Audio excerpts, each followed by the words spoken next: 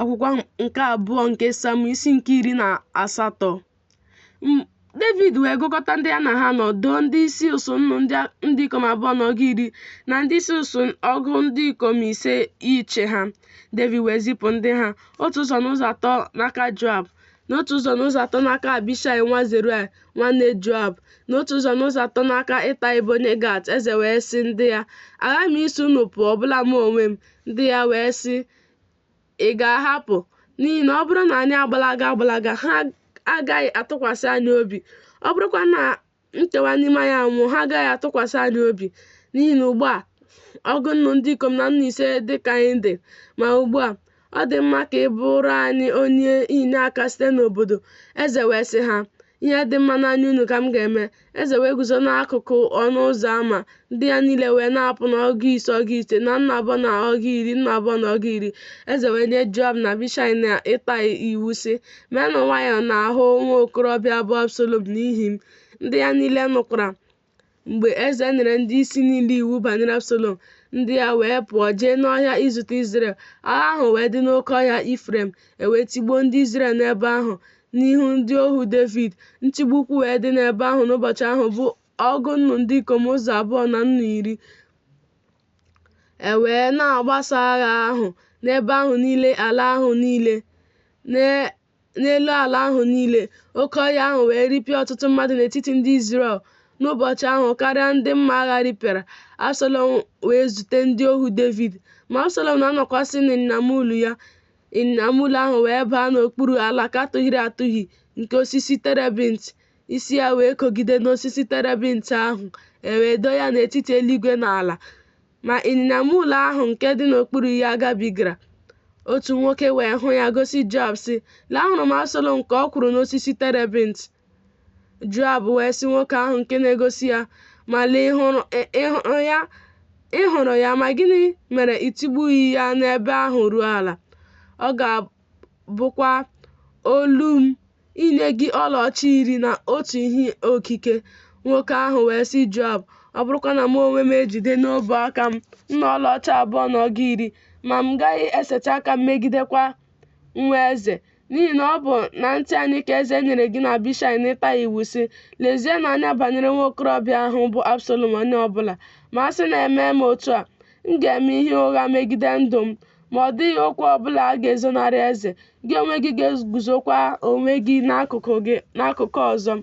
Joab wee sị, ọ bụghị otu a ka m na-eche n'ihu gị. O wee chịrị mkpanaka 3 n'aka ya, dọba ha n'obi Absalom mgbe ọ na-anọ na ndụ n'etiti osisi terebint. Ụmụ okorobịa 10 ndị na-ebu ihe agha Joab wee gbaa gburugburu tigbuo Absalom, mee ka ọ nwụọ. Joab wee fụọ opi ike ndị David wee si n'ịchụ Izrel n'azụ laghachi, n'ihi na Joab gbochiri ndị ahụ.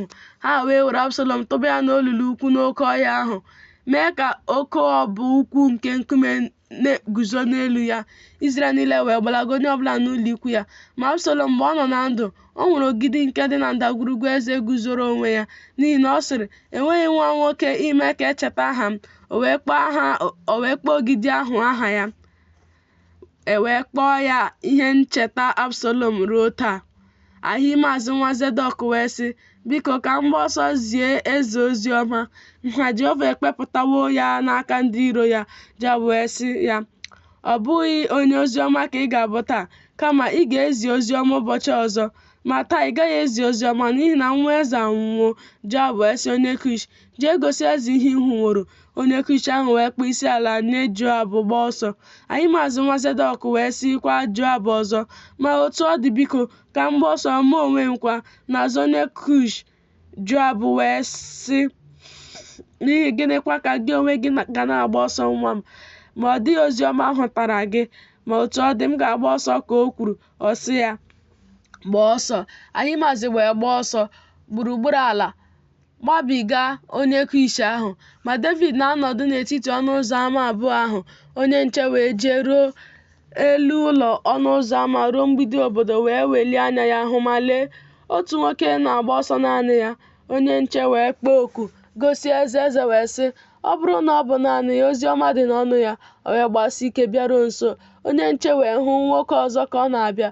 Onye nche wee kpọọ onye na-eche ọnụ ụzọ oku sị, "Lee nwoke ọzọ na-agba ọsọ naanị ya." Eze wee sị, "Onye ahụ na-ezikwa ozi ọma."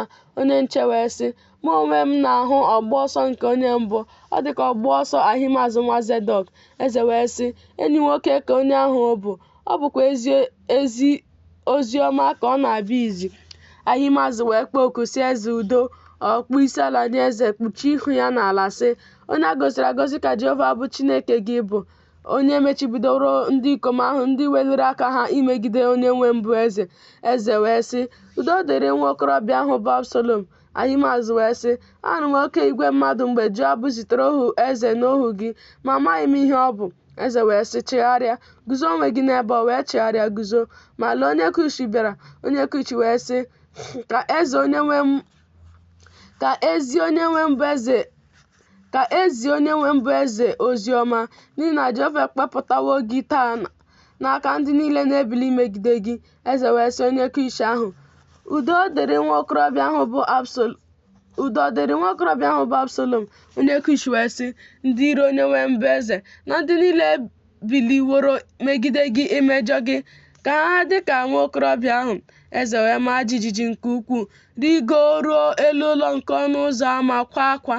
Ma otu a ka o siri mgbe ọ na-eje, "Nwa m Absalọm, nwa m Absalọm, ọ ga-adị m nnọọ mma ma a sị na mụ onwe m anwụwo n'ọnọdụ gị, Absalọm, nwa m."